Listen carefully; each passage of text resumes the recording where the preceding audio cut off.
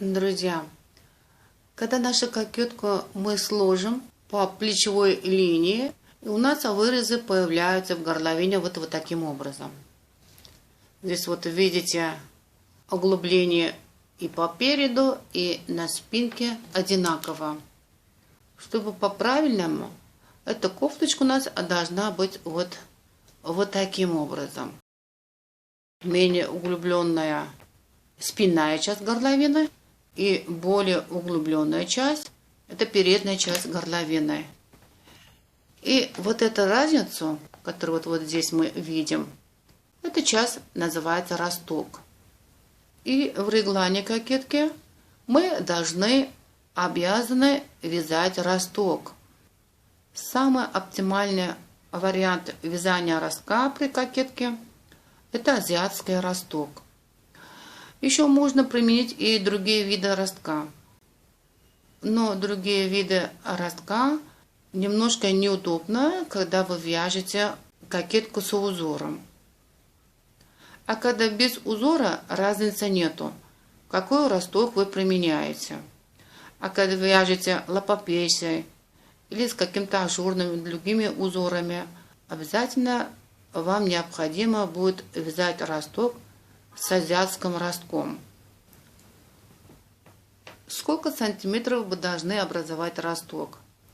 Это смотря какая горловина. Если горловина будет облегающая или облегающая горловина у детей, можно вязать от 3 до 5 сантиметров. Если горловина будет широкая, глубокая, тогда надо будет и вязать росток побольше длины. И смотря на эти сантиметры, вы определяете, сколько рядов мы должны вязать, чтобы образовать подходящий росток. В азиатском ростке мы вяжем эти ряды с поворотными рядами на спинной части кофточки. Вот мы здесь отделили спинную часть от черной маркировки до голубой маркировки. И вот эту часть мы будем вязать поворотными рядами или 6, или 8, или 12, может быть 16 рядов, соответственно размеру ростка. В моем случае здесь мы провяжем 10 рядов, и я вам сейчас покажу. Сейчас мы находимся вот здесь, и здесь мы поворачиваемся и будем вязать только спинную часть на изнаночной стороне.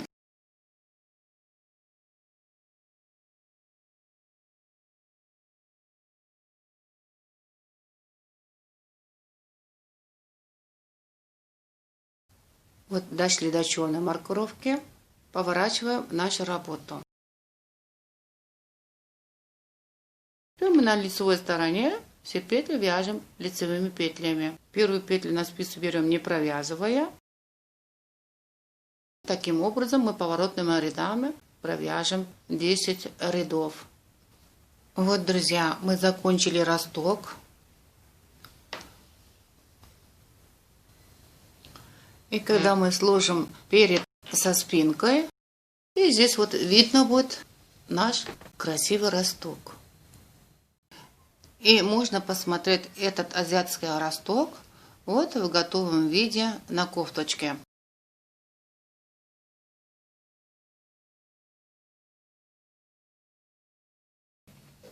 Теперь, друзья, росток в этом случае кокетки.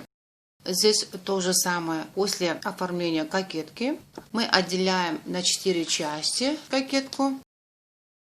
И с этой 4 части провяжем до определенной длины реглан линии с 4 сторон, которые нам необходимы для размера. А потом отделяем петли спинки. И здесь мы провяжем азиатский росток поворотными рядами. И когда мы закончим росток, мы потом здесь тоже приступим к оформлению подреза.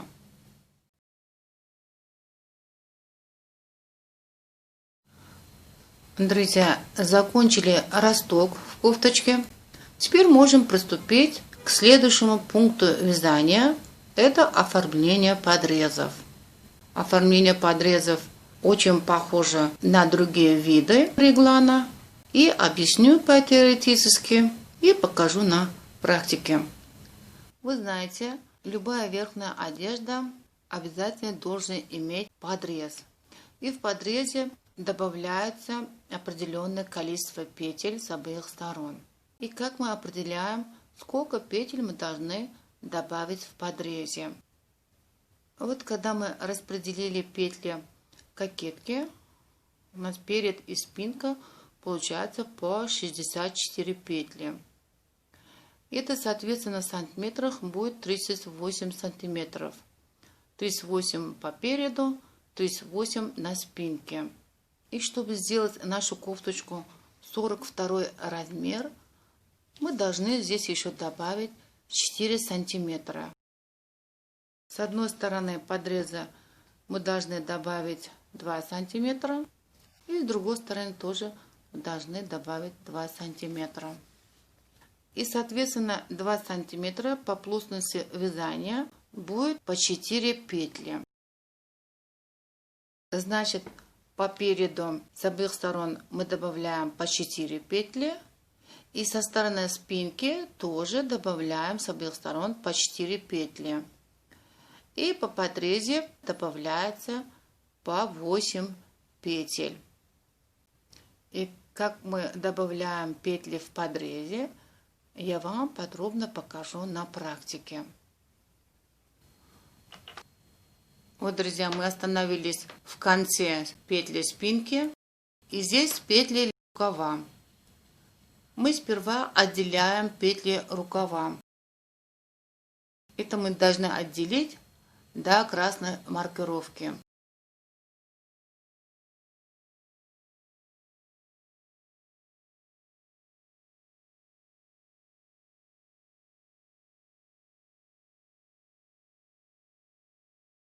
Теперь мы соединим спинку с передом. Для этого при добавлении петель подреза я всегда использую свой любимый метод, когда подрез получается без шва. На отдельную спицу я набираю простым способом 8 петель, и это я провязываю в подрезе.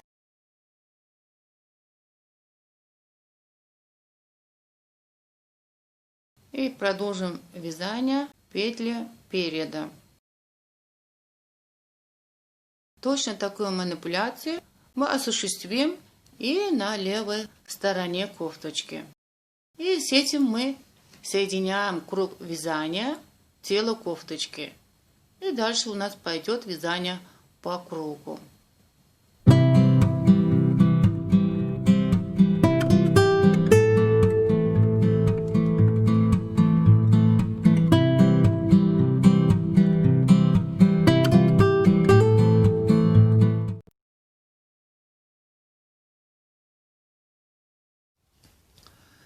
Теперь, друзья, мы приступим к вязанию рукава кофточки. Вот здесь, когда вы так посмотрите, здесь видно будет головки петли. Эти головки мы поднимаем и проводим на спицу. Мы в подрезе взяли 8 петель, а когда поднимаем петли головки для рукава, всегда получится одну петлю больше. Здесь мы поднимем 9 петель.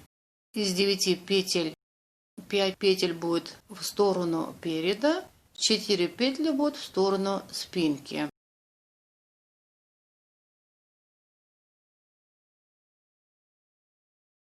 Между этими петлями мы подкрепим нить. Начинаем вязать. Вот мы сейчас на стороне спинки. Вот здесь у нас вот азиатский росток. По краям азиатского ростка поднимем петли. Ну, все, здесь вы примерно поднимаете, сколько петель здесь можно поднимать. Это смотря длины азиатского ростка. Где-то в сантиметрах 4 сантиметра здесь можно поднять 6 или 7 петель.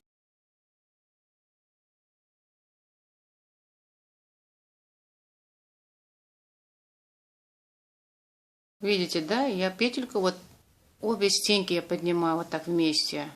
6. Чтобы здесь больше расстояния не было до петли рукава, здесь тоже добавим одну петлю. Крышевую провязывать, чтобы дырочки не было. Петли рукава мы Освобождаем от нити и тоже переводим на спицу.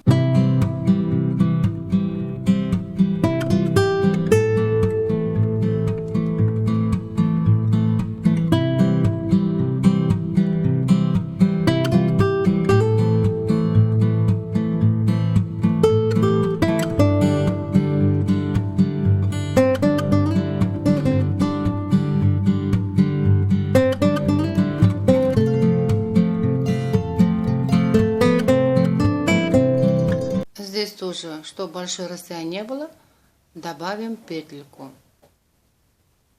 Провяжем, скрещивая, и потом продолжим вязание. Вот мы взяли все петли рукава на спицу. И теперь, друзья, рукава тоже мы будем провязывать по кругу. И здесь у нас будет нижняя линия рукава.